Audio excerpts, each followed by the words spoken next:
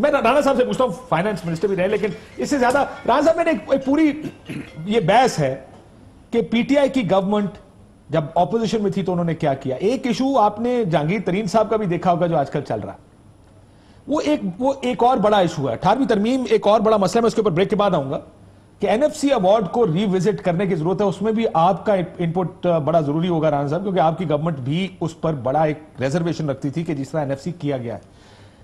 یہ پولیٹیکلی جو کچھ ہو رہا ہے, آج کیبنٹ میٹنگ میں عمران خان صاحب نے ترین صاحب کو ڈیفینڈ بھی کیا, انہیں سب کو بیان سے روک دیا, کہا میں نے بلایا ہے, تو از اٹ اوکے ترین صاحب کا میٹنگز میں جانا؟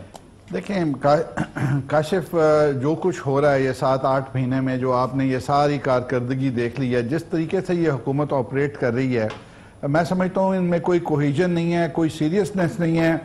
اپوزیشن کی بیشنگ بڑی اچھی لگتی ہے, گورنمنٹ کی بیشنگ بڑی اچھی لگتی ہے جب آپ اپوزیشن میں ہوتے ہیں.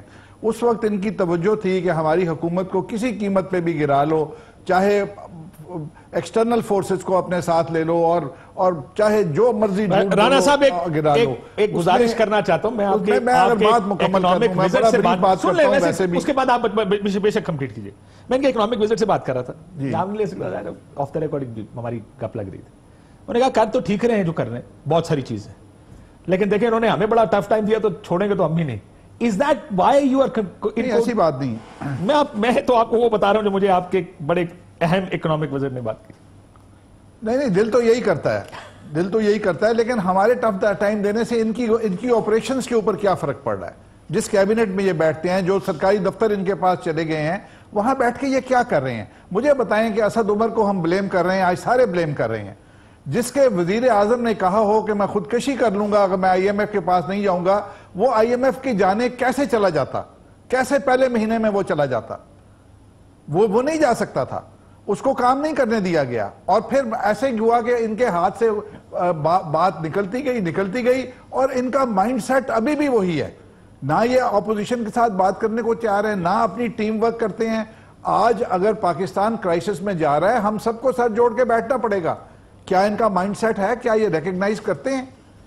یہ تو کسی اور مسئلہ یہ تو کوئی بھی ریکگنائز نہیں کرتا, کیونکہ کیسز چل رہے ہیں. ایک پرسیپشن یہ ہے کیونکہ کیسز چل رہے ہیں, اس لیے اس وقت تو بات کا ٹائم ہی نہیں ہے, نہ حکومت بات کرے گی تو نہ اپوزیشن بات کرے گی. یہ اس کے لیے تو پارلیمنٹ از دا فورم. لیکن پارلیمنٹ تو چلتی نہیں ہے, پارلیمنٹ تو واک آؤٹس ہیں, بوائیکاٹس ہیں, گالیاں, نعرے بازی ہے, اس کے علاوہ تو کچھ نہیں پارلیمنٹ. ایبسولوٹلی.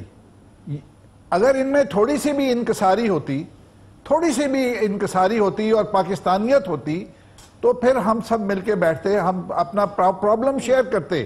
یہ تو پرابلم کے اوپر بلف کر رہے ہیں. یہ کہتے ہیں پرابلم ہی کوئی نہیں ہے, انتظار کریں.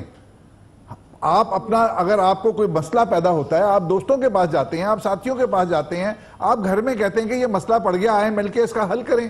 کیا ان کا مائنڈ سیٹ ہے؟